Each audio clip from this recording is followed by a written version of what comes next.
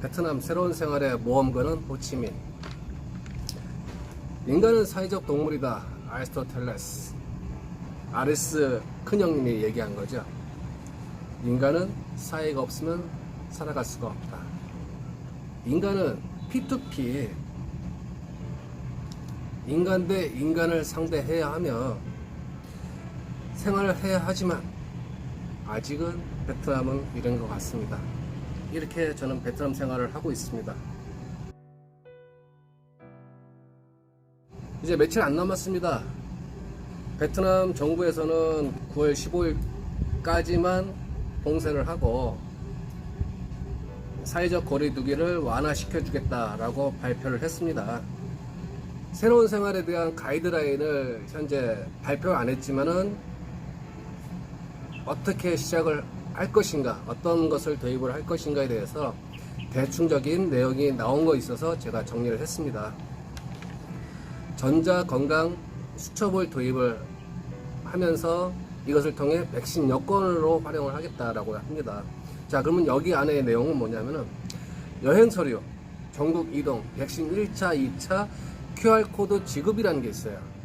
자기가 자기 구역 안에 있으면은 백신 1차를 맞아도 상관이 없습니다.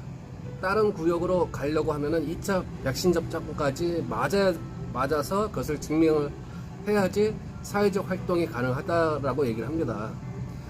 이제 앞으로 백신을 안 맞은 사람은 사회적 활동을 금지시키겠다고 했기 때문에 이제 이 근로자들도 안일하게 대처할 수가 없는 거고, 생계 유지를 하기 위해서는, 또한 일을 하기 위해서는 백신 접종을 무조건 맞아야 되는 상태에서 베트남 정부는 또 얘기를 했습니다.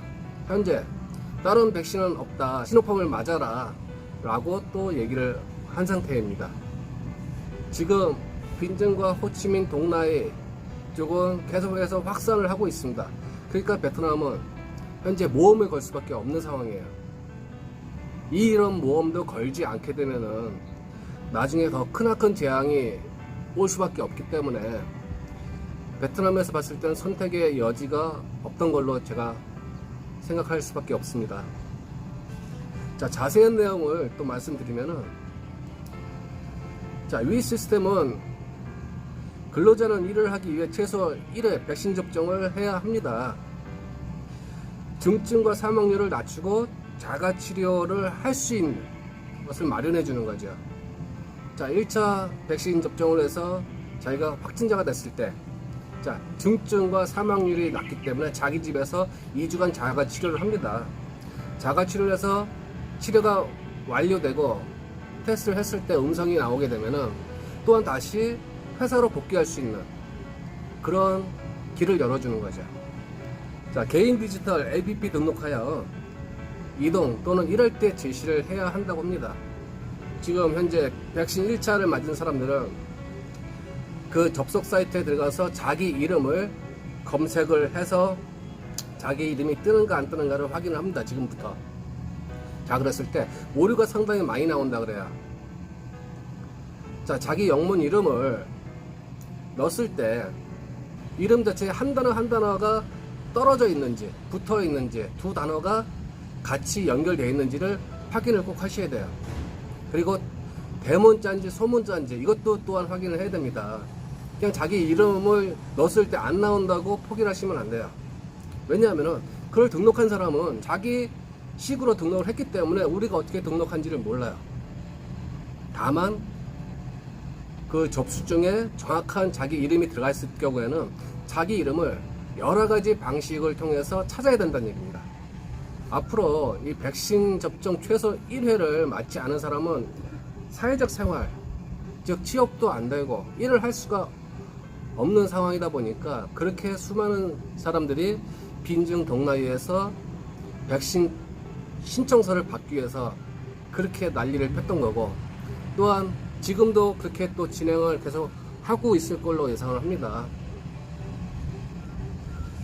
그러니까 어떻게 보면은 자기의 목숨을 걸고 백신 신청서를 얻어야 되는 환경이 된 거죠. 자, 그러면은 왜 빈증에 이렇게 많은 사람들이 근로자들이 대거 모일 수밖에 없는 주요 요인이 있어요. 제가 조사를 해본 결과 생계 위주예요. 가장 첫 번째 문제는 생계 위주. 자, 63개 성과 시 가운데 12개 성과 시에서 빈증으로 그렇게 많은 사람들이 이주를 했다고 합니다. 이주한 인구수가 48만 9천 명이에요. 자, 이것은 1년 동안 안에 그 사람들이 대거 몰린 게 아니라 10년 동안 안에 그렇게 많은 사람들이 차츰차츰 모였다라고 얘기를 합니다. 자, 그리고 도시화와 일자리 기회가 다른 지역 사람들을 끌어들이는 요인이라고 얘기합니다. 그만큼 베트남은 낙후된 지역이 상당히 많이 있다 보니까 그 동네가 그 지역이 발전을 하지 않았으면은 그 사람들은 거기서 살 수도 있지만은 자기 생계 유지를 위해 산업단지로 이동을 했다라고 볼 수 있습니다. 자, 그리고 또 하나의 문제가 기후변화예요. 매년마다 베트남은 중부지방과 하노이, 태풍의 영향권에 들어갑니다. 자, 이 두 지역은 매년마다 겪는 현상이다 보니까 태풍, 가옥 침수, 산사태, 수질 오염 이렇게 많은 문제점을 그 사람들을 안고 살아야 돼요. 그러다 보니까 자기 생계 유지를 하기 위해서 산업단지, 대도심지로 이동을 할 수밖에 없는 현상이 일어난 거죠. 빈증이 그렇게 많은 근로자가 이주를 했다 하면은 호치민은 얼마나 많은 사람들이 이주를 했는지 제가 또한 알아봤습니다. 호치민 전체를 따졌을 때 평균적인 인구수가 1330만 명이라고 합니다. 백신 접종의 사람 수를 확인해 보니 900만 명만 접종한다라고 발표를 했습니다. 자, 그러면 900만 명하고 1330만 명하고는 당연히 굉장히 큰 차이가 나오고 있는 상태인데, 자, 그럼 여기서 0세서부터 14세까지 인구수를 보게 되면은 300만 명이에요. 자, 그리고 15세서부터 18세까지의 인구수를 보게 되면은 대략 50만 명으로 추정을 합니다. 자, 이 50만 명이 어떻게 나왔냐면은 15세에서부터 29세까지 인구수를 보니 286만 7천 명이에요. 거기에서 15세에서부터 18세까지의 인구수를 예상한 수치가 50만 명으로 제가 잡아놓은 겁니다. 이 두 인구수를 합치게 되면 350만 명이 됩니다. 350만 명에 플러스 900만 명을 합하게 되면은 인구수가 어떻게 나오는지 아시죠? 자, 1250만 명이에요. 근데 평균 호치민의 인구수가 1330만 명입니다. 그러면 이게 80만 명이 모자른 상태인데, 자, 이 80만 명이 어디서 왔냐? 마찬가지로 낙후된 지역, 발전하지 않은 지역, 이런 데서 근로자들이 넘어왔다고 볼 수가 있는 겁니다. 자, 이러다 보니까 7월달, 8월달에 빈증과 호치민에 있는 많은 근로자들이 이 현재 겪고 있는 바이러스 때문에 자기 고향으로 수많은 사람들이 올라갔습니다. 오토바이를 타고. 그러면 앞으로 빈증과 동나이 호치민에 이런 근로자들이 못 내려올 것을 예상을 하게 되면은 또한 이 베트남은 노동자 대란이 오지 않을까 또 걱정스럽다고 생각을 할 수가 있습니다. 자, 특히 저희 자영업 같이 식당을 운영한 사람들은 예전에는 종업원을 채용을 할 때 내가 원하는 스타일을 내 마음대로 채용을 할 수가 있었습니다. 그리고 한두 명 더 여유분으로 더 채용을 해서 이렇게 사업장을 꾸려가고 운영을 했었습니다. 하지만 앞으로는 이런 내 마음대로 그 직원을 선택할 수가 없고, 또한 한두 명 더 채용할 수 있는 기회가 굉장히 적다는 거죠. 베트남 정부는 12월 31일까지 호치민과 빈증 지역, 산업단지가 있는 지역의 90%의 백신 접종을 시키겠다라고 얘기를 했습니다. 자, 그러면 그 외 지역은 발표한 게 없어요. 자, 이러다 보니 자기 고향으로 간 근로자들이 앞으로 내려와야 됩니다. 근데 그 자기 고향에서 백신 접종을 1차도 못 맞고 있다라고 하면은 앞으로 우리 같이 자영업을 운영하는 사람들은 노동자를 선택할 수 있는 권리가 없다는 거고, 또한 더 적은 인원수로 뿌려갈 수밖에 없다라고 생각이 됩니다. 자, 사회 활동을 하게 되면은 거기에 있는 주체, 회사 또는 업주가 방역을 책임을 져야 돼요. 직원에 대한 방역, 자기 업장에 대한 방역을 책임 있게 관리를 하고 통제를 해야 됩니다. 자, 이것을 못 했을 때는 또한 불이익을 당하게 되는 거죠. 자, 그래서 이것을 어떻게 실행을 할 거냐 하면은, 현재 호치민시는 블루존, 청정구역, 오렌지존, 레드존. 레드존은 격리구역을 뜻합니다. 확진자가 많이 나오는 것은 격리지역으로 확정을 시켜놔서 그 사람들이 관리하는 거죠. 거기 안에서도 그 사람들이 백신 1차, 2차 접종을 했다 하는 사람들만 이동할 수가 있습니다. 그래서 QR코드를 자기 핸드폰으로 갖고 다니면서 이동할 때 보여주고, 또 회사 취직할 때라든가 자영업하는 사람들한테 면접 볼 때 자기 QR코드를 보여주면서 이렇게 자기가 일을 할 수 있는 방법을 보여줘야 되는 거고요. 레드존에 있는 거주자는 3일에 한 번씩 신속키트를 사용해서 확인을 해야 돼요.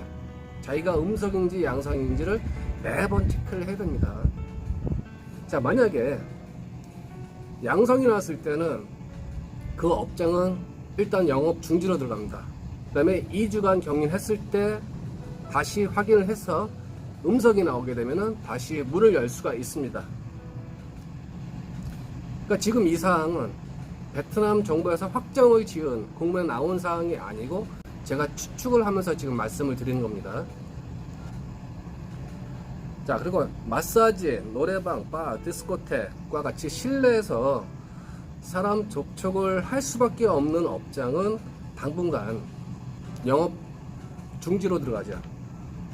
자, 그래서 베트남 국가에서도 30%, 50%, 70% 이렇게 단계별로 개방을 한다라고 얘기를 했습니다.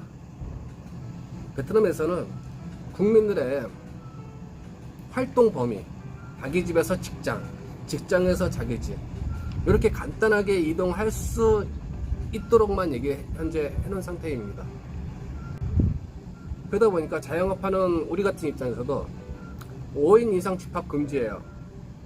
자, 그러면은 그 안에 일을 하는 사람까지 포함되어 있는 상태란 얘기죠. 문은 열어놓긴 열어놓되 실내 손님을 받지 말라. 그리고 배달과 포장까지만 허용을 해주겠다. 근데 포장 부분도 이것도 애매모호한 것이, 음식을 안에서 만들고 포장을 해서 손님한테 전달을 해줘요. 그러면 손님은 야외에서 기다리든 실내에서 기다리든 기다려야 됩니다. 자, 그랬을 때 손님들이 포장을 하러 대거 모일 경우가 있어요. 그러면 이 줄을 세웁니다. 그러면 이 줄이라는 게 또 말을 안 듣죠. 그래서 서로 끼리끼리 모여 있을 수가 있고, 또 어떻게 보면 단체로 왔을 때는 단체끼리 또 얘기할 수가 있는 부분이고, 이러다 보면은 이것도 5인 이상이 넘어갑니다. 그래서 제 예상으로는 와서 가져가는 테이크어웨이 포장은 안 되고 배달 위주로 먼저 실행을 하지 않을까라고 또한 예상을 합니다. 만난 사람의 횟수를 줄이고 바이러스의 확산되는 속도를 늦추겠다고 하는 그런 전략을 갖고 있는 걸로 알고 있습니다. 자, 그리고 다행스러운 거는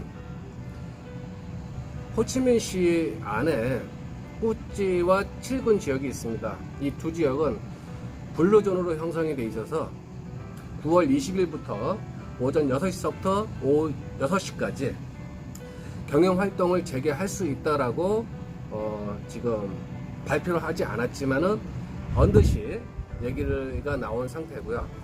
이렇게 계속 변화하는 베트남에서 우리가 사회적 동물이다 보니까 맞춰서 살아갈 수밖에 없어요.